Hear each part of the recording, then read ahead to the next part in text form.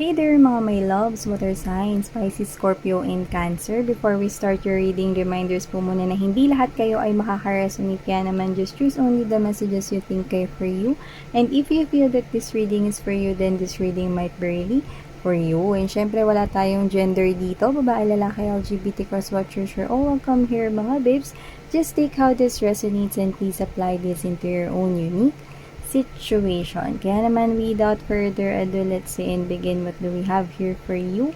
Water signs, Pisces, Scorpio, and Cancer.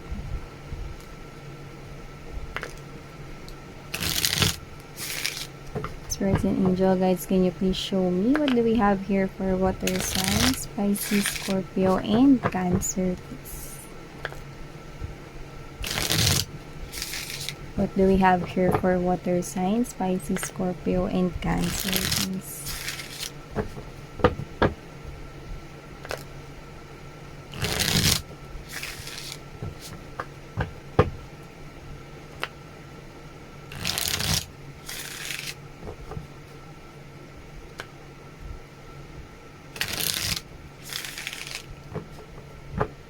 Thank you.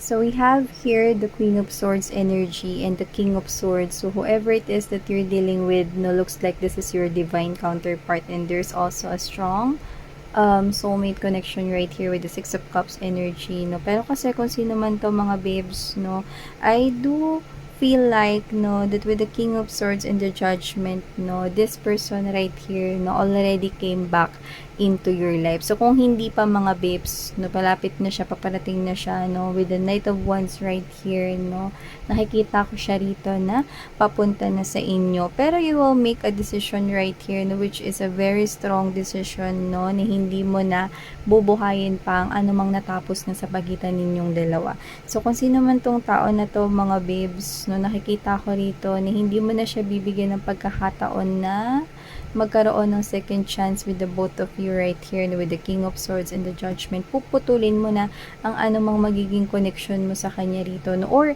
if you are in this kind of relationship pa sa kanya, nakikita ko na makakapag-decide ka na, no, na ito ay iyong tatapusin na. Why? Because I can see right here that with the Ace of Cups, no, and the High Priestess and the Hierophant, no, your intuition is telling you na this is not the right person for you, no? So, meron ka rito mga babes, no, na nararamdaman na merong bagong taong papasok sa buhay mo na talaga naman na pakakasalan at handa ka talagang pakasalan with the Hierophant and the High Priestess right here, no? And I don't know why I'm getting this kind of message, no? Kasi parehas naman tahimik ang the High Priestess and the Hierophant, no? Pero parehas sila rito na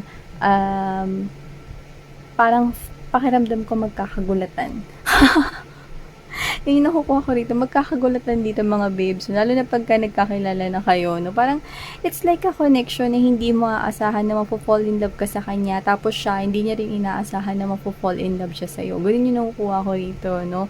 So, ito ay hindi love at first sight or whatsoever, no? Parang ito yung klase na parang magkakagulatan kayo kasi parang maybe, no, you have your own preference, no? Maybe meron kang mga ideal type of person, yan, ganito, yung mga checklist mo, and also, siya rin merong ganun, no, pero hindi okay na-meet yung mga ganun. It's like, it's so unexpected, no, parehas kayo ditong nagulat na hindi nasunod kung ano man, no, yung ideal person ninyo, kasi titibok yung puso mo dito, at once na tumibok ang puso nyong dalawa, no, mahirap na itong pigilan pa. Kahit tawagin niyo si Dr. Kwakwak, ayusin niyo kami. Nilaro nyo ba dati yun? Ayan, no? Yan, no, babes, no? Nakikita ko rito, no, na this person is malayo doon sa ideal type of person mo kasi, no, this is the type of person na hindi hindi yung kabaliktaran ng mga ideal type mo. Hindi ganun in a negative way, kundi, no, hindi lang talaga, okay, pasok yung mga ideal type mo doon sa qualities niya, pero meron siyang mga qualities na special or mas more special, no, kaysa dun sa checklist mo. Ayan. So, ibig sabihin, no, magsa-stand out siya rito, no? At kung sakali man na itong person na to ay dumating na ngayon sa buhay mo tapos ka in relationship mo tong isa, no? Itong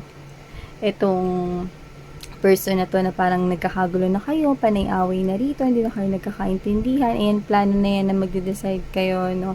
Nakikita ko rito, natatapusin mo naman yan ng maayos, eh. Sasabihin mo sa kanya or sasabihin niya, no, na meron ka ng ibang sasabihin mo, no, baliktarin nyo lang mga babes, no, kasi magkapalit-palit dito yung mga energies, posible po yun, no. So maaaring sabihin mo na meron kang ibang minamahal, kaya ayaw mo na parang pagpatuloy pa yung relationship ninyong dalawa, no, na parang ayaw mo na parang umaasa siya dun sa bagay na pinaniniwalaan niya na mahal mo pa rin siya, pero yung totoo is nagbago na, no? And I think, no, malaki yung naging epekto ng parang change of heart or change of mind mo dito sa person mo na to, no? Kasi parang hindi ka niya rito na alagaan or hindi na ibalik rito, no, yung talagang dapat na para sa'yo. So, yun yung nakikita ko rito. So nakikita ko rito mga babes, no, pipiliin mo rito yung bagong tao kung sakali man na darating ito, no, habang ikaw ay committed pa, no, pero hindi ko nakikita na niloloko mo yung current person mo, no, kasi nakikita ko makikipaghiwalay ka ng maayos. At kung sakali man na wala pa yung new person na ito, no, willing ka mag-invest dun sa tao na talagang pag-aalayan ka, no, ng kanya ritong oras, atensyon, pagmamahal, ganyan, no, talagang yung willing na mag-effort, no, at ibalik lahat ng mga pagmamahal, no, na ibibigay mo sa kanya. So nakikita ko rito na willing ka to wait for that person kung hindi pa to dumadating, but your intuition is telling you that it will come, yes, no, yung iba dumating na to sa buhay ninyo, pero yun nga na hindi kayo dito love at first sight. No, hindi ko naman kayo nakikitang nag-aaway, no, pero what I'm getting right here is that magkaiba kayo, no, na pwedeng mga paniniwala, mga pamantayan, baka magkaiba kayo rito ng religion, posible rin yun, no, pero kung sino man siya, may in love siya sa'yo at may in love ka rin sa kanya, no? So, nakikita ko rito niya. And also, nakakita rin ako dito, no, ng side message for you guys, that with the Queen of Swords and the Six of Coins, no, yung iba, okay, namumroblema rito sa money, pero matatapos yan kasi merong tutulong sa inyo regarding finances dito. So, baka meron kayong iniisip na parang baka may mautangan or magpapahiram sana ng pera sa inyo, no? Nakita ko dito na meron ditong magbibigay sa inyo.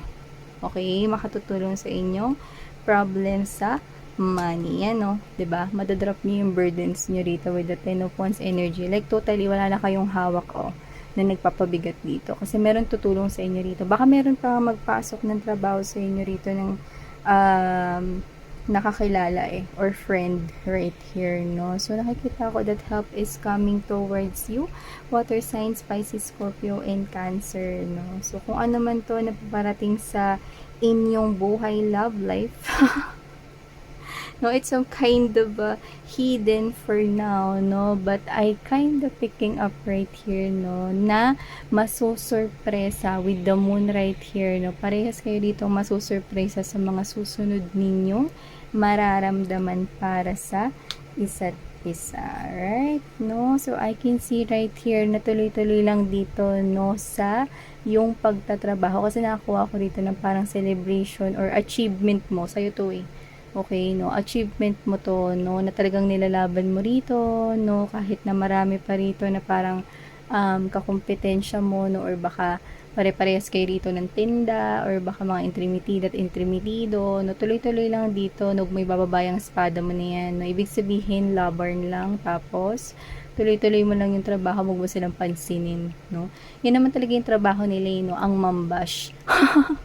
So, hayaan mo lang sila rito, no, kasi mga babes, no, meron ka rito makukuha na achievement na, magdadala sa'yo rito sa Emperor's energy wherein you are having in control of your life, especially when it comes to your money and finances. Alright? No? So, what a beautiful message for you, Pisces, Scorpio, and Cancer. Thank you so much. Sarang kayo and love and light. Annyeong!